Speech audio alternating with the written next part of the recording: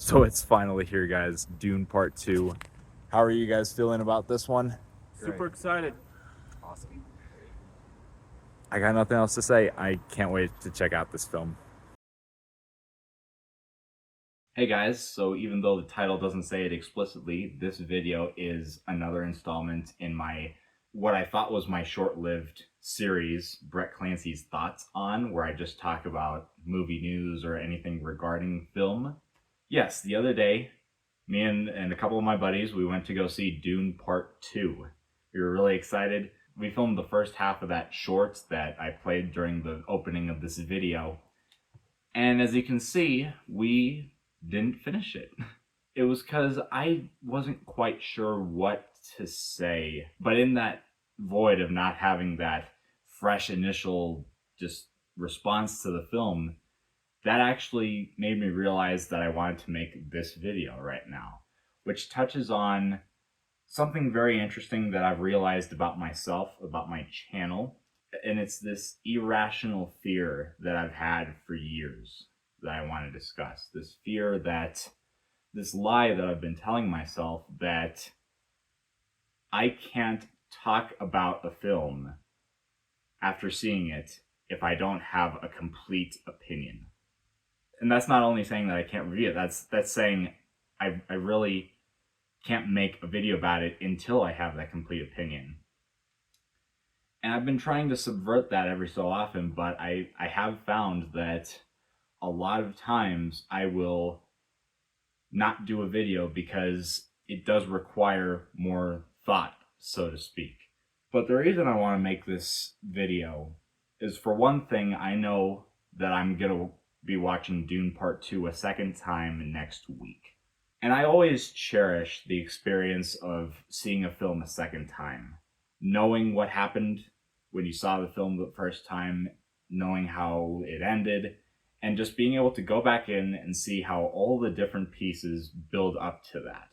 One of the things that I've come to learn, or appreciate, I should say, about film is the fact that films can evolve over time. And feeling that I can't talk about a film right away, even if I don't have it all figured out, it takes away a piece of that journey.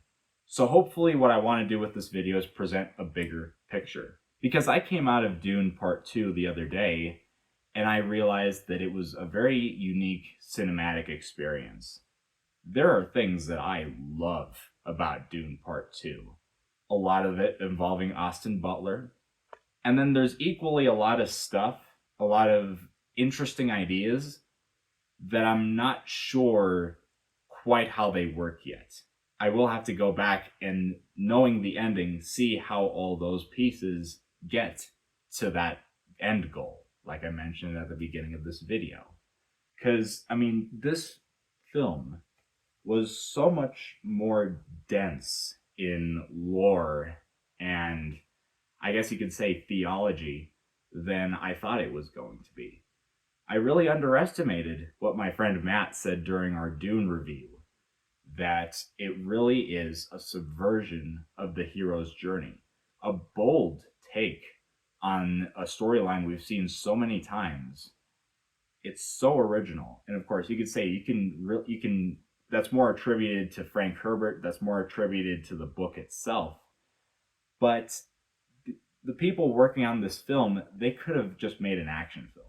They could have made an action first movie that did some of the thoughtful stuff in kind of a lesser fashion, but it's still worth talking about it because they had to put in the effort to get all of that out there. And I really appreciate that. But it does lead to a film that, as I was discussing with the people I went to go see this film with, that a lot of the stories that Hollywood is creating nowadays are designed for people to have that immediate reaction, to have that immediate satisfaction and know exactly, okay, you know, this was for me. And I've heard other people talk about this online, kind of tying more into like the everyday blockbusters that are a very safe bet. And I wouldn't really put Dune Part 2 in that group, because this film, at least for me, it requires you to just marinate in what it's trying to convey. that even though the film didn't give me that typical reaction of being able to see a story on the big screen and then know exactly what I think about it, it's a different type of cinematic experience where, despite what I think about it, if it's amazing, if it lived up to what I was expecting it to be or not, if it's unique, if it does whatever, the simple fact that it's gonna be in my head, that's a success in and of itself. The one thing I heard universally from everyone I talked to after coming out of the theater was that they want to see it again as fast as they can.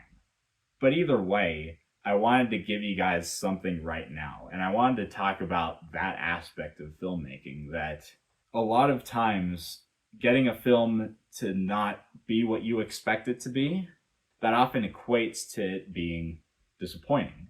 I watched Dune Part 2 and I just thought, wow, this is different than what I thought this would be.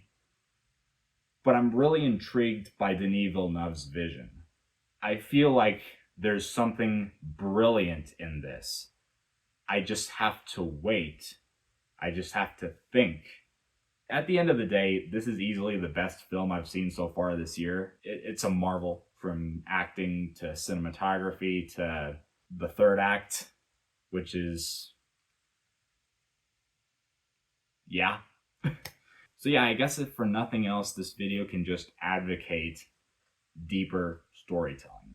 That even if it doesn't give you that immediate satisfaction, you're going to be thinking about it. It's going to exist in your head for a while.